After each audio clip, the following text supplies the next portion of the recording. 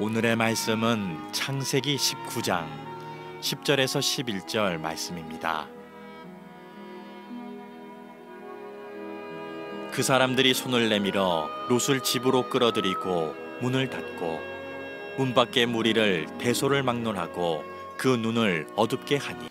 여러분은 잠을 자기 전에 어떤 행동을 하십니까? 특별히 요즘 젊은 사람들을 중심으로 습관들 중에 이런 습관을 많이 가지고 계실 거예요. 잠자기 전에 나는 TV를 보다가 잠이 든다, 내지는 스마트폰을 자꾸 보고서 잠을 자게 된다. 이런 습관들을 많이 가지고 계신데 이게 과연 괜찮은 걸까? 수면 분야를 다루는 국제 학술지에 성신여대 연구팀이 흥미로운 연구 결과를 내놨어요. 20, 30대 성인 106명을 선정하고 수면과 24시간의 생활 습관을 통계로 분석을 했습니다. 우선 잠을 쉽게 이루지 못하는 사람을 조사해 보니까 잘 자는 사람에 비해서 잠자리에 누워서 스마트폰을 사용하는 시간이 1시간 더 많은 것으로 조사가 됐고요. 잠자기 전에 그냥 습관적으로 스마트폰을 사용하는 사람들은 그렇지 않은 사람보다 우울 수준이 25% 높고 불안 수준이라는 게 있는데 그게 14% 높은 것으로 나타났습니다. 왜냐하면 스마트폰이나 이런 거를 보면 잠이 들어도 잠을 깊이 자지 못하는 거예요. 이 뇌의 구성상. 그러니까 우리가 잠자기 전에 그러니까 습관적으로 심심하니까 아무 생각 없이 그렇게 평생 해오던 그 습관이 나중에는 불면 또는 건강에 안 좋은 거 그리고 불행을 만드는 요소가 된다는 거예요. 우린 대개 아주 큰 결심을 하고 큰 변화를 하고 노력을 해야만 좋은 인생을 산다고 생각하지만 역사적인 인물들을 보면 평범하게 살지만 작은 습관 하나가 그의 인생에 큰 일을 하게 만드는 것을 많이 보게 됩니다. 올해도 지금 서점가에 나가보면 이 습관의 중요성을 강조하는 책들이 굉장히 많이 나와 있어요. 지금 보시는 이런 책들은 습관이 얼마나 중요한지를 매년 이 주제로 책들이 쏟아져 나오고 있습니다. 오늘 창세기 19장의 16절까지 이야기를 나눌 건데 거기에도 소돔과 고모라가 심판을 당합니다. 멸망하지요. 그런데 하나님께서 한 사람을 살리세요. 그게 롯이에요. 왜? 그 도시가 다 심판을 받으며 멸망하는데 롯은 살게 될까? 그러니까 아주 작은 습관이 그를 건짐받게 하는 거예요. 자, 지난 시간에 아브라함의 집을 방문한 하나님께서 아브라함과 긴 대화를 하시면서 아브라함의 요청대로 무려 6번이나 아브라함의 요청을 번복해서 들어주시는 이야기를 소개해 드렸어요. 처음에 50명의 의인만 있으면 소돔성을 멸하지 않겠다고 하셨는데 이게 40명, 30명, 20명, 45명, 40명, 30명, 20명, 10명까지 이렇게 내려오면서 6번의 아브라함의 부탁을 하나님께서 다 들어주세요. 여러분, 우리 하나님은 당신이 세운 계획이고 결정한 것일지라도 사랑하는 하나님의 백성들이 아버지라고 부르고 구하면 그것을 받아주시고 들어주시는 분, 여러분의 하나님이 그런 하나님인 줄 믿으시기 바랍니다. 자, 아브라함의 집에서 머물고 대화가 이루어지는 동안 아브라함과 동행했던 두 천사는 다음 목적지로 먼저 떠나지요. 다음 목적지가 어디예요? 소돔과 고모라가 있는 도시예요. 하나님은 아브라함과 아직 대화 중이고 두 천사는 먼저 떠나게 돼요. 두 천사가 소돔 성에 먼저 도착하는 것으로 오늘의 성경 이야기가 시작되는데 소돔 성에 도착했을 때 성문 입구에서 롯이 앉아 있다가 두 천사를 보고 막 뛰어나와서 납작 엎드려 절을 하며 그들을 자기 집으로 초대합니다. 롯은 두 천사가 저기서 걸어오는데 막 뛰어나가서 그 천사 앞에 납작 엎드렸다고 그랬어요. 왜 그랬을까요? 이 두 인물이 천사인 줄 알았기 때문에 아닙니다. 두 천사는 인간의 모습을 하고 지금 소돔성을 방문하는 거기 때문에 롯은 그냥 평범한 사람인 줄 알지 천사인 줄 모르는 거예요, 신분을. 그런데도 롯은 그 두 천사 앞에 나가서 엎드렸어요. 왜 그랬을까요? 그것은 지난 시간에 말씀드린 이스라엘 사람들의 문화, 낯선 사람 지나가는 나그네를 자기 집으로 모시고 접대하고 그들을 환대하는 게 너무너무 중요한 그들의 문화예요. 그래서 그런 문화의 습관 때문에 롯은 그런 그 문화적인 관습에 의해서 그렇게 한 거예요. 그런데 아무리 문화적인 관습이 있어도 사람들이 퇴색하고 소돔과 고모라처럼 타락한 도시에서 그런 순수성을 지키기가 어려울 텐데 롯은 어떻게 그렇게 할 수 있었을까? 이게 중요한 거예요. 롯은 습관이 돼 있는 거예요. 어떤 습관? 롯의 삼촌이 아브라함이고 아브라함의 집안은 하나님을 만나기 전부터 이스라엘 사람들이 중요하게 생각하는 나그네들을 대접하고 초대하고 이런 환대의 문화에 대해서 이 집안이 굉장히 이런 것들을 전통적으로 중요하게 여겼어요. 그리고 롯은 어릴 때부터 삼촌 옆에서 아브라함이 그렇게 늘 다른 사람들에게 베풀고 나누고 지나가는 어려운 사람들을 돌보는 일에 대해서 성실하게 살아온 모습을 어릴 때부터 보고 배운 거예요. 사람은 어릴 때 부모님이나 가족들로부터 배운 것을 평생 가지고 사는 거예요. 그래서 습관이 중요한 거예요. 롯은 습관이 돼 있는 거예요. 누구한테 배웠어요? 아브라함에게 배우고 부모님한테 배우고 집안의 어른들한테 배운 거예요. 여러분, 우리가 교회에서 아이들 영유아 때부터 또는 유치부, 초등부, 중고등 요때 아이들을 잘 습관을 영적으로 예배하는 걸 드린다는 게 얼마나 중요한지 몰라요. 제가 지금 이 키즈 빌리지를 하면서 제가 그 프로그램 하나를 이렇게 내놨는데 그게 뭐냐면 3살 마을 학교라는 거예요. 이거는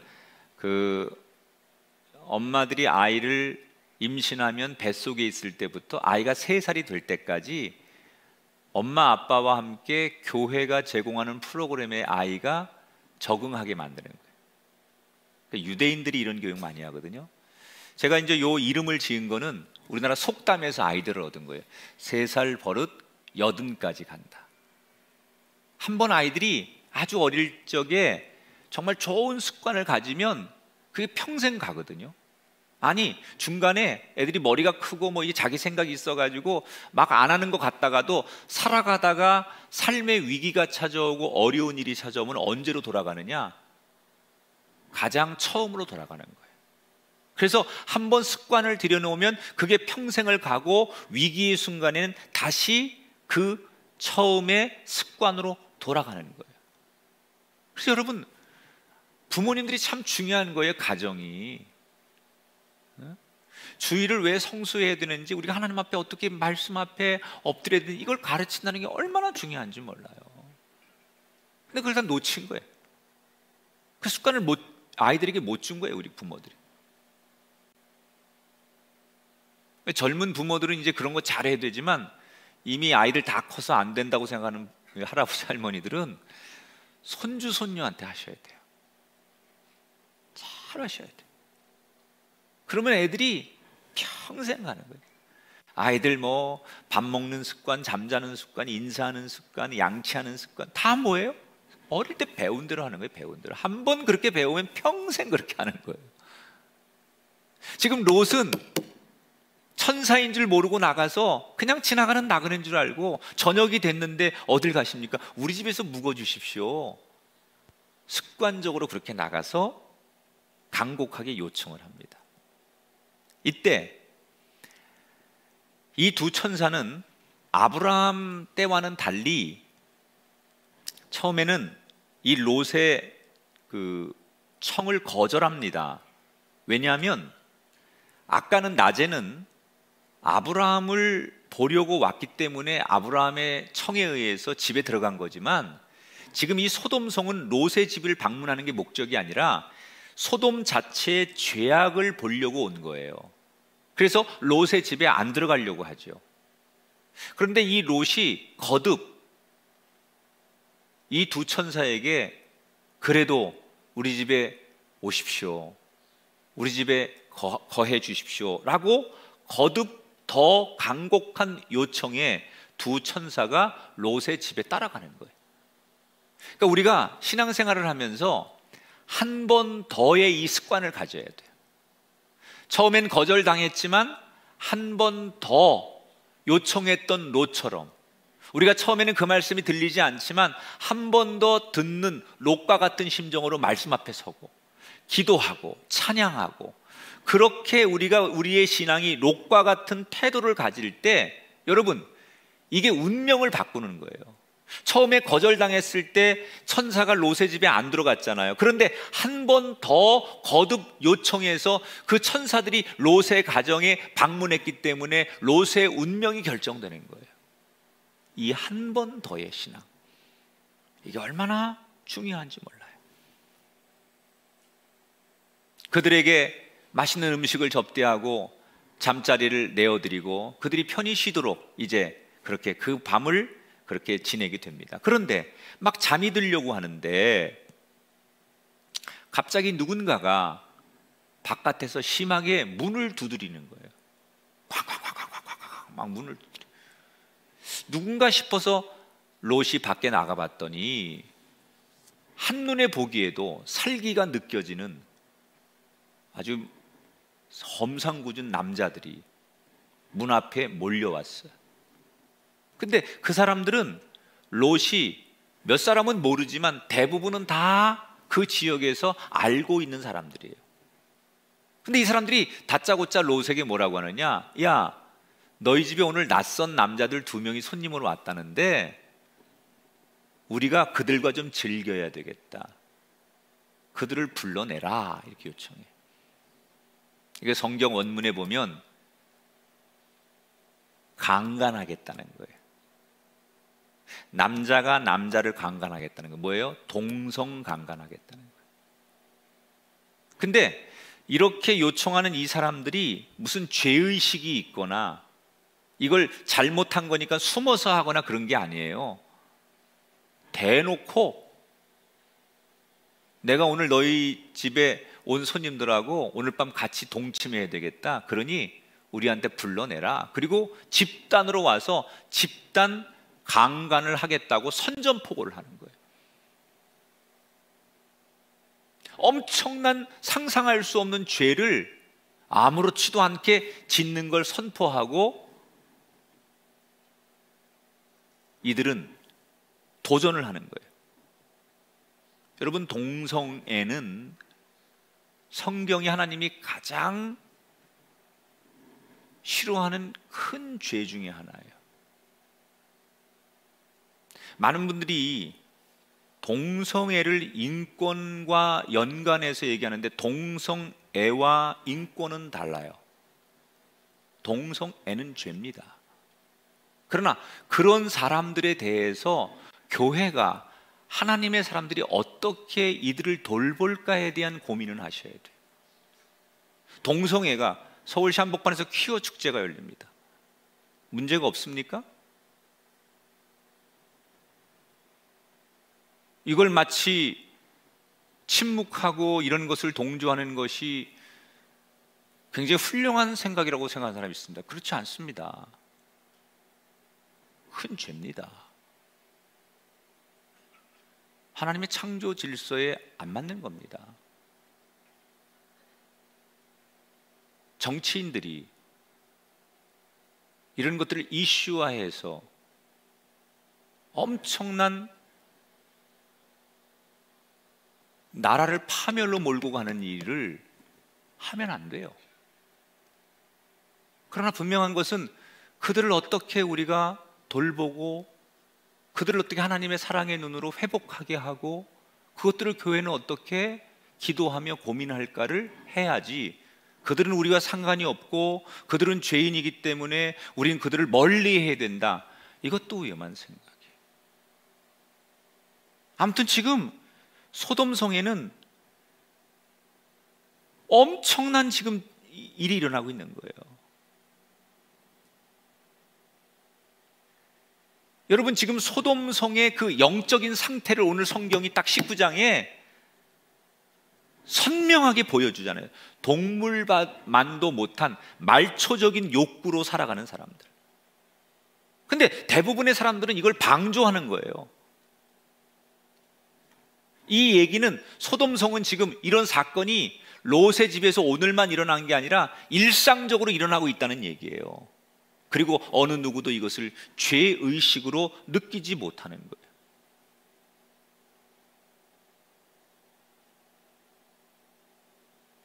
이때 롯이 이 무리들에게 뭐라고 말해요? 7절에 청하노니 내 형제들아 이런 악을 행하지 말아라.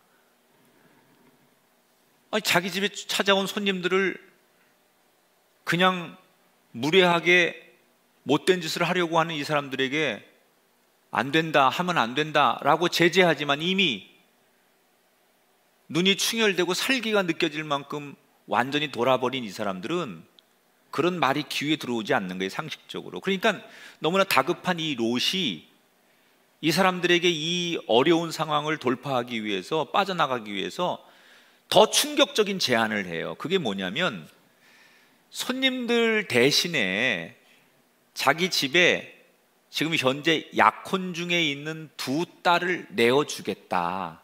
그러니 만약에 성적인 욕구가 필요하면 이 손님들 말고 내 두 딸을 데려가라, 이렇게 얘기해요. 이것도 여러분 들으면서 너무 황당하죠. 응? 이거 아버지 맞아? 이런 생각 들잖아요. 있을 수 없는 일이 성경에 지금 나오잖아요. 근데 이거는 이 롯이 사실은 머리를 굴리는 거예요. 딸을 내주겠다는 게 아니라 이 손님들을 지켜야 되니까 지금 나름대로 자기는 머리를 굴려가지고 작전을 쓰는 거예요. 어떤 게 이 배경 속에 있냐면 고대 중동에서는 약혼한 여자를 강간하면 사형에 처합니다. 아주 이건 무서운 형벌이에요. 그런데 이 지금 롯의 딸들은 약혼을 했거든요. 동네 사람들이 다 알아요, 지금 마을 사람들도. 그런데 그런 걸 알면서 두 딸을 내어줬다고 이 사람들이 이 딸을 범했다간 다 사형인 걸 알기 때문에 그렇게 못한다는 거죠. 다시 말해서 롯은 손님을 지키기 위해서 자기 나름대로 기가 막힌 세상적인 방법을 내놓은 것뿐이에요. 물론 그렇게라도 아무리 위기의 순간이라도 딸을 볼모로 그렇게 하면 안 되죠. 그러니까 이 당시 습관은, 이 고대에는 여자들을 조금 우습게 생각하고 딸들을 자기 소유물로 생각하는 당시 시대의 상을 이 성경이 보여주는 거예요. 자, 롯은 상식에 기댄 호소도 해보고 그게 안 되니까 자기 나름대로 다급하니까 기가 막힌 협상안도 내놨어요. 그러나 이미 욕망의 눈이 뒤집어진 이 사람들에게는 어떤 얘기도 의미가 없었어요. 오히려 사람들은 걸림돌이 되는 롯을 죽이려고 합니다. 자, 롯은 이제 어떻게 해야 됩니까? 그런데 바로 이때 천사들이 개입하죠. 롯이 막 그렇게 위기에 처했을 때 갑자기 안에 있던 천사들이 문을 열더니 롯을 집으로 얼른 끌어들이고 문을 닫습니다. 그리고 나서 성경에 보니까 놀라운 일이 일어나는데 11절에 보니까 문 밖에 무리를 대소를 막론하고 그 눈을 어둡게 하니 그들이 문을 찾느라고 헤매었더라. 천사들이 위기에 빠진 롯을 얼른 집 안으로 끌어들이고서 문을 딱 닫자마자 뭘 했어요? 하나님께서 그들의 눈을 어둡게 하셨다. 여기서 눈을 어둡게 했다는 것은 시각 장애인이 됐다는 얘기가 아니라 눈을 뜨고 있지만 출입구, 문을 못 찾게 만드셨다는 거예요. 그래서 이 사람들이 문을 찾아야 집 안으로 들어가는데 문을 찾지 못해서 우왕좌왕하고 막 이 사람들이 혼란하도록 만들었다는 거예요.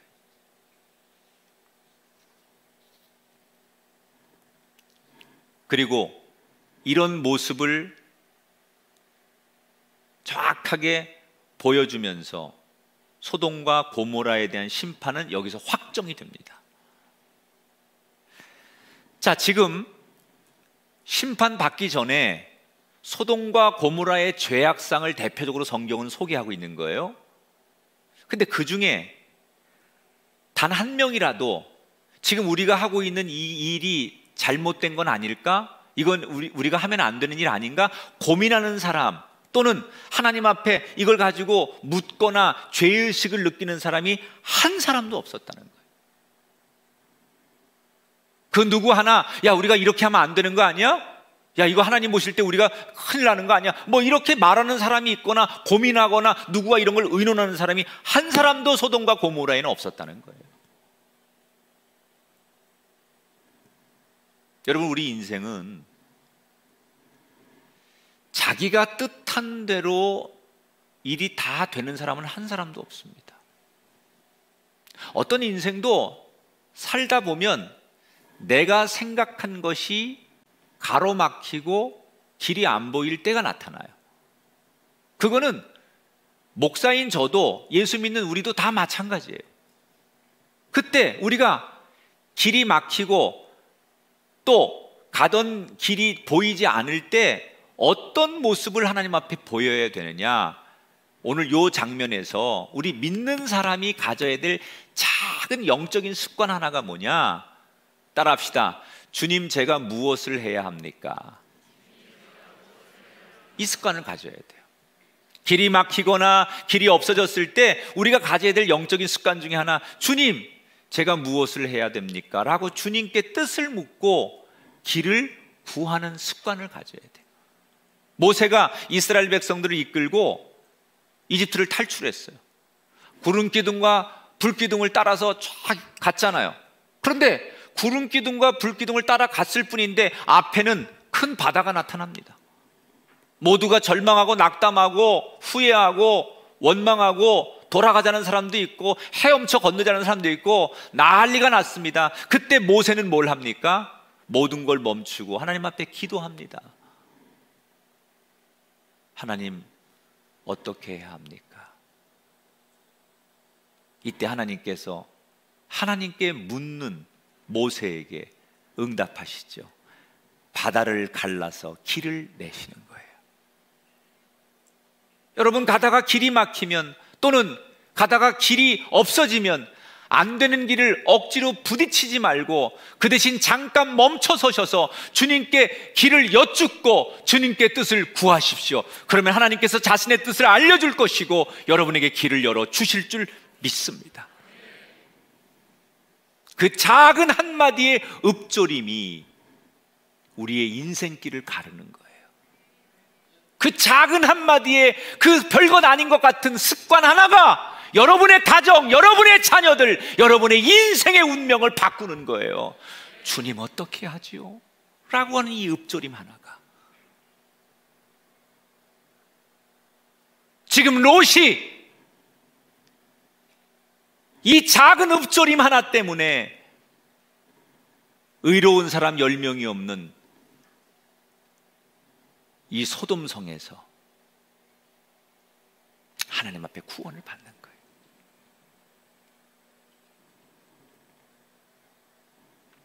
한번 따라 합시다. 주님, 제가 어떻게 하면 됩니까? 이 습관을 가지셔야 돼요.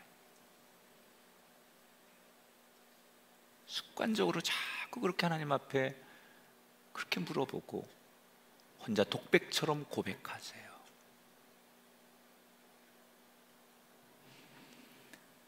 지금 소돔과 고모라에 대한 심판이 결정됐잖아요. 아브라함이 요청한 대로 의로운 사람 10명이 없는 거예요. 소돔성에는.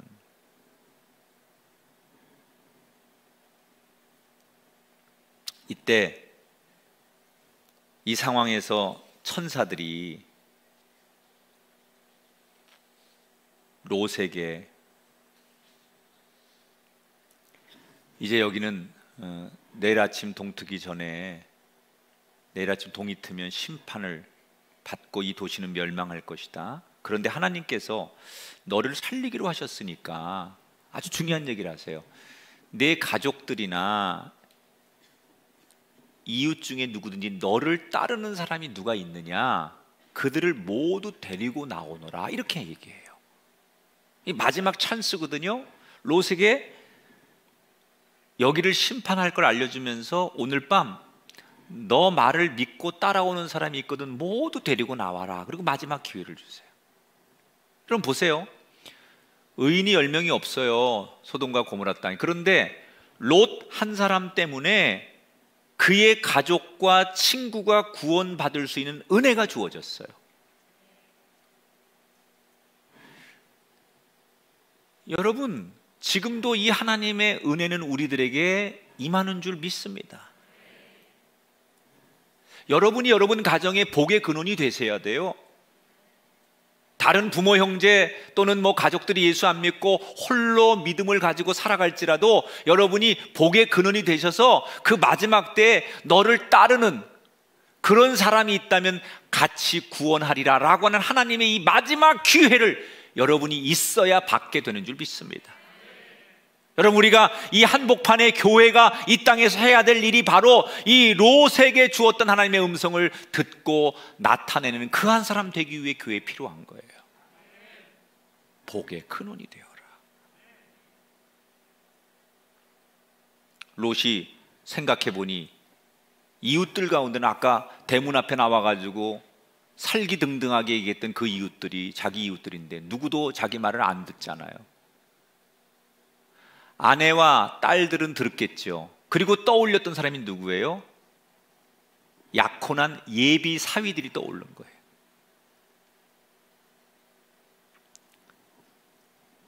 이 예비 두 사위는 신앙인은 아니었습니다. 하지만 평상시에 대단히 겸손했고 예의 바르고 말이 잘 통했었어요. 그래서 롯은 기대하는 거예요. 신앙인은 아니었지만 이 사위들에게 가서 지금 이 상황을, 하나님의 말씀을 전하면 이들이 잘 듣지 않을까. 그래서 기대하는 마음으로 다급하게 사위들에게 말을 하죠. 이보게나, 지금 하나님께서 나한테 말씀하셨는데 이곳이 멸망당하네. 그러니 빨리 나를 따라서 우리 딸들과 함께 이곳을 떠나야 되네. 지금 시간이 없네.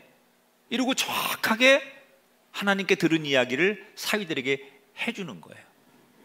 이때 롯의 사위들이 어떤 반응을 보이느냐, 14절에 보니까 그의 사위들은 농담으로 여겼더라. 아이 설마, 아니 아버님 무슨 말씀을 그렇게 하세요? 이런 반응. 아니 아버님 왜 지금 주무시지도 않고 이 시간에 오셔가지고 왜 그러죠? 아버님 너무 피곤하신 거 아니에요? 이거 몇 개로 보이세요? 주무세요 아버님, 주무셔야 돼. 너무 피곤하셔서 그러신 거. 이러면서 그냥 그 얘기를 아무도 받아들이지 않았다는 거죠. 자, 그런데 이 이야기는 이미 성경에 보면 우리가 창세기에 계속 반복되는 이야기예요. 여러분, 노아 홍수 때 노아가 홍수를 대비해서 방주를 지으면서 백성들이 얼마나 많이 얘기했어요. 하나님의 심판에 대해서 이 땅이 멸망당할 것을 수없이 얘기했을 때 사람들은 다 그 이야기를 농담으로 여기고 그 이야기를 아무도 받아들이지 않아요. 똑같지요. 그때나 롯의 시대나 똑같아요. 그런데 우리가 사는 지금도 뭐가 다르지요? 우리는 이 땅에 구원자로 오신 예수 그리스도가 다시 이 땅에 재림할 것을 사람들에게 얘기하고, 우리를 위해 죽으신 부활의 주님을 우리가 아무리 얘기해도 사람들은 아무도 우리 얘기를 듣지 않아요. 우리가 내가 만난 하나님, 내가 들은 복음을 전하고 하나님의 말씀을 아무리 전해도 내 가족부터 주변의 모든 사람들이 우리 이야기를 농담으로 듣거나 우리 얘기를 진심으로 받아들이지 않는 이 모습은 노아 시대나 롯의 시대나 우리가 살아가는 지금도 여전히 동일한 패턴으로 반복되고 있다는 거예요. 뭘 느끼세요, 여러분?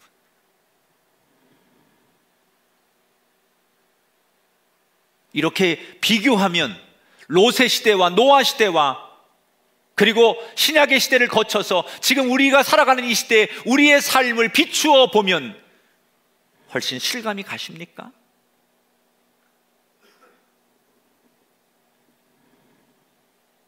결국 사위들에게도 비웃음만 당한 롯은 빈손으로 집으로 돌아오게 돼요. 그리고 그 사이 저 멀리서 아침 해가 뜨려고 합니다. 심판의 카운트다운이 시작됐다는 거예요. 이때 천사가 먼저 롯을 재촉합니다. 내 아내와 두 딸을 데리고 빨리 여기를 빠져나가라. 그런데 이때 롯이 자꾸 주저하는 거예요. 왜? 하나님 말씀은 믿지만 내가 평생 이루어 놓은 이 삶의 터전을 놔두고 간다는 게, 거기에는 인간관계, 내 명예, 내 청춘 모든 게 다 있잖아요. 너무 아까운 거예요. 미련이 남는 거예요. 이때 두 천사가 머뭇거리는 롯과 그의 아내 그리고 두 딸의 손을 강제로 잡아서 불이 나게 달려나가 간신히 소돔성 밖으로 피신하는 것으로 오늘의 성경 이야기가 끝을 맺어요. 자, 오늘 이 이야기를 마치면서 여러분에게 질문 하나를 해볼게요. 소돔성에서 유일하게 건짐을 받은 롯과 그의 가족이, 특히 여러분 롯이 하나님의 눈으로 보면 의인이라고 말할 수 있을까요? 저는 내가 지금 창세기를 쭉 여러분과 함께 나누면서 내가 만난 롯은 의인이라고 말할 수 없는 사람이에요. 기회주의자 아닙니까? 내가 좌하면 내가 우하고 내가 우하면 난 좌하리라라고 하는 삼촌의 그 어떤 배려를 자기 욕심으로 갈아채고 자기를 위해 목숨을 바쳐서 자기를 구해준 삼촌에게 한 번도 찾아가 고마워하지 않는 자기밖에 모르는 이기적인 사람. 위기의 순간에 자기 두 딸을 내어주고 거래하려고 하는, 이미 소돔성의 문화에 익숙해져 있고 하나님을 믿기는 하지만 세상 사람들과의 관계에도 익숙해져 있는 그런 사람을 과연 우리는 성경적으로 의인이라고 할 수 있을까? 그렇지 않아요. 그러면 의인인 것 같지 않은 롯을 왜 하나님은 건져주신 걸까? 여기 두 가지 이유가 있어요. 첫째는 그런 롯을 구해 주려고 하나님 앞에 6번이나 기도한 아브라함의 기도 때문에. 그래서 여러분, 중보 기도가 얼마나 중요한지 몰라요. 부모님들이 새벽마다 자녀들의 이름을 묵상하고 눈물로 기도하는 이 중보의 기도, 내가 정말 그를 불쌍히 여기고 국률이 여겨서 이 사람을 놓고 몇 년 동안 계속 그 사람을 위해서 묵상하고 기도하는 중보의 기도, 이 기도가 얼마나 중요한지 여러분 아십니까? 그 사람이 잘해서가 아니라 그 사람을 포기하지 않는 그 사람을 향한 사랑의 기도가 계속 어디에선가 들려지고 있다면 그 사람을 하나님께서 부족하지만 기회를 주시고 은혜를 주시는 거예요.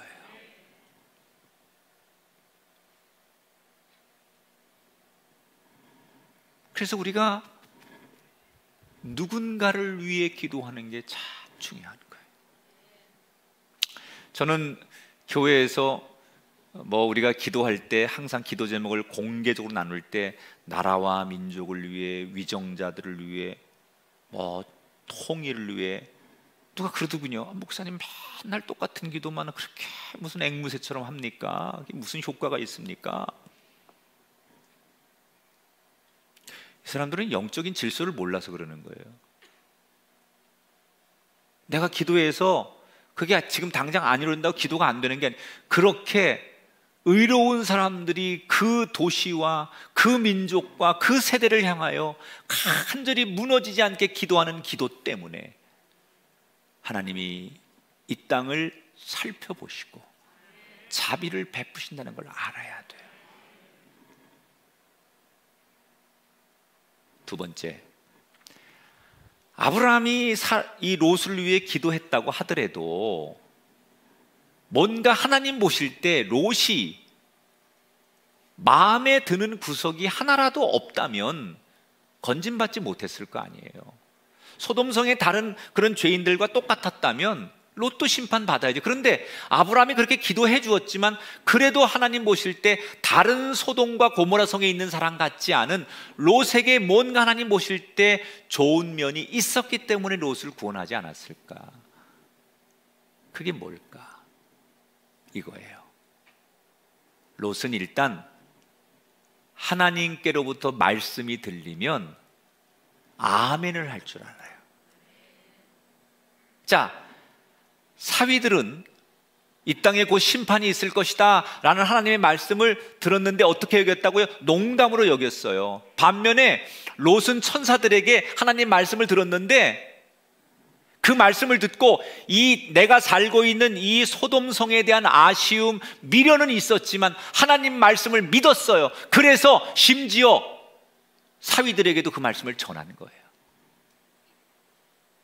그러니까 롯은 하나님 말씀이면 일단 믿었다는 거예요.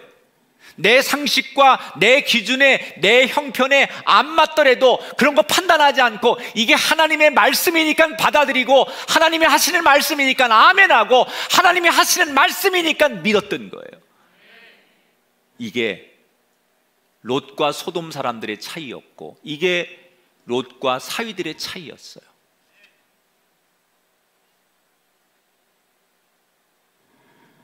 사람들이 하는 얘기는 생각하고 판단할 수 있어요.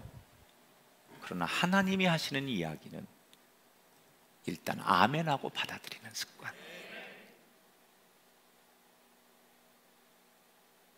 롯이 내가 계획하고 내가 생각하고 내가 원하는 대로 된 게 아니에요. 그러나 이 말씀은 하나님의 말씀이기 때문에 그는 읊조리듯 아멘하고 받아들이는 거예요. 여러분은 주일날 목사님들로부터 들려오는 강단의 말씀을 어떻게 받아들이십니까? 그냥 지식의 말로 저의 강의로 받아들이십니까? 말씀을 묵상하다가 큐티하다가 그 말씀을 어떻게 받아들이십니까? 말씀을 읽다가 그 말씀을 어떻게 받아들이십니까? 때로는 이해되지 않는 말씀, 내 현실하고 동떨어지는 말씀, 내가 생각한 거하고 다른 말씀, 내가 알고 있는 지식과 반대되는 말씀, 그 말씀을 여러분 어떻게 받아들이시냐는 거예요. 그게 나와 상관이 없고 그게 내 상황과 반대되고 내가 생각하는 거와 전혀 다른 길일지라도 하나님이 말씀하셨기 때문에 아멘 하고 받아들이는 거, 이게 중요한 거예요.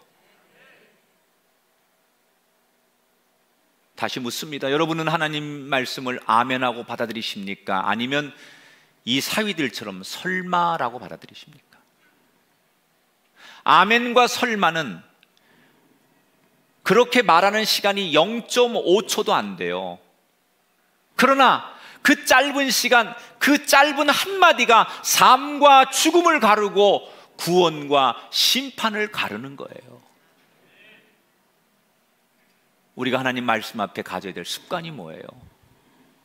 비판하고 토론하고 내가 알고 있는 지식과 내가 배운 학문과 내가 경험한 세상과 비교하며 그 말씀을 반론하는 게 우리가 하나님 말씀 앞에 서는 자세가 아니라, 그 말씀은 우리가 모를지라도 이해되지 않을지라도 하나님이 말씀하셨으니 아멘 하고 받아들이는 습관, 이게 너무 중요하다는 거예요.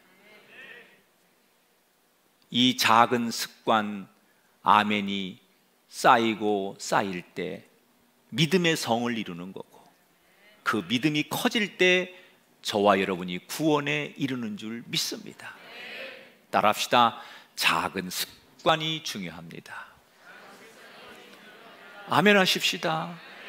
별것 아닌 것 같습니까? 그러나 그 작은 습관이 우리 인생의 성공과 실패를 결정하고 구원과 심판을 가르게 돼 있어요. 우리는 오늘 이 창세기 19장의 롯의 이야기를 통해 소돔과 고모라 땅의 멸망의 이야기를 통해 무슨 습관을 가져야 될까요? 내 뜻대로 되지 않을 때, 길이 막힐 때, 길이 없어졌을 때, 그때는 우리는 습관적으로 주님, 내가 어떻게 하면 됩니까? 그 작은 읊조림, 그 습관이 저와 여러분의 평생의 습관이 되기를 축복하며, 하나님이 주신 말씀에는 설마 이 대신 아멘 이렇게 고백하시고 이렇게 받아들이고, 그래서 여러분의 믿음이 강해지고 굳건해지는 그 한 사람, 여러분의 인생을 바꾸는, 영혼을 바꾸는 건강한 사람들, 건강한 가정들, 아름다운 교회, 우리의 조국이 되기를 주님의 주 안에 있는 나에게 단 근심이 있으랴. 십자가 밑에 나아가 내 짐을 풀었네. 주님을 찬송하면서 할렐루야 할렐루야. 내 앞길 멀고 험해도 나 주님만 따라가리. 내 주와 맺은 언약은, 내 주와 맺은 언약은 영불변하시니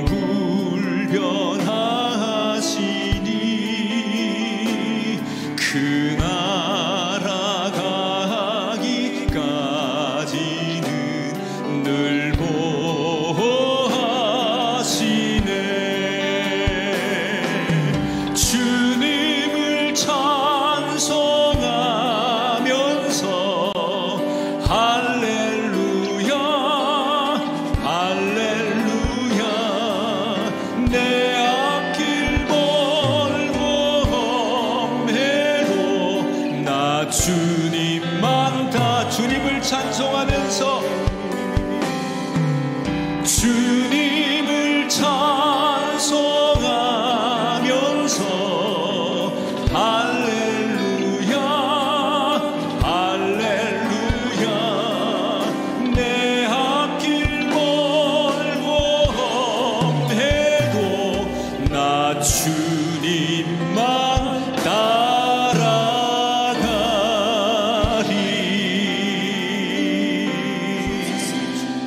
온 나라를 흔들었던 애굽의 재앙이 그저 옛날 이야기인 줄 알았는데, 갑자기 퍼지는 바이러스를 보며 지금 우리들의 이야기라는 생각이 듭니다. 이 작은 바이러스 하나 때문에 벌벌 떠는 우리들의 모습을 보며 우리가 하나님 앞에 얼마나 연약한 인간인지를 다시 한번 생각해 봅니다. 우리가 믿을 분은 하나님뿐입니다. 하나님을 붙들게 하시고, 뜻대로 되지 않을 때 가던 길 멈추고 하나님 앞에 묻게 하시고, 온 나라를 휩쓸고 있는 이 재앙 속에서 누구를 탓하고 원망하기보다는 이 땅을 향하신 하나님의 뜻이 무엇인지 잠잠히 기도하며 구하는 우리들이 되게 하옵소서.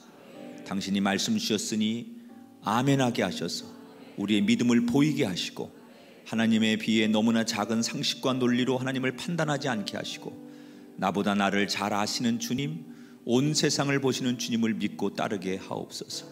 저희의 작은 습관이 쌓일 때 믿음이 굳건해지고 세상을 이기게 하여 주옵소서. 온 나라의 불안감이 커지고 있지만 오늘도 주의를 기억하고 이곳에 나온 성도들이 있습니다. 예배하는 모든 육신과 심령 위에 성령께서 함께 하셔서 강건하게 하시고, 특별히 이곳에 올 수는 없었지만 이곳을 사모하며 인터넷으로라도 예배를 드리고 있는 많은 사람들, 그들에게도 하나님 국률함과 사랑과 은총을 베풀어 주옵소서.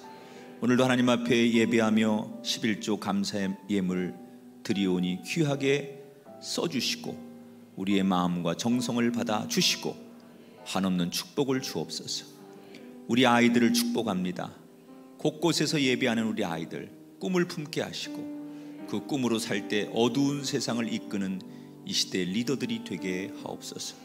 아픈 몸을 이끌고 나온 교우들, 그들에게 예수의 이름으로 질병에서 낫기를 선포하노니 역사해 주시고, 주님 만나고 싶어서 어느 곳에서 아픔을 참고 이곳을 사모하며 눈물로 예배하는 많은 사람들, 그것이 인터넷이 됐든 라디오가 됐든 TV가 됐든 그들도 기억하시고 그 믿음을 기억하시고 그들을 만져주셔서 모든 통증과 아픔이 사라지게 하시고 건강과 형통과 평안을 주시옵소서.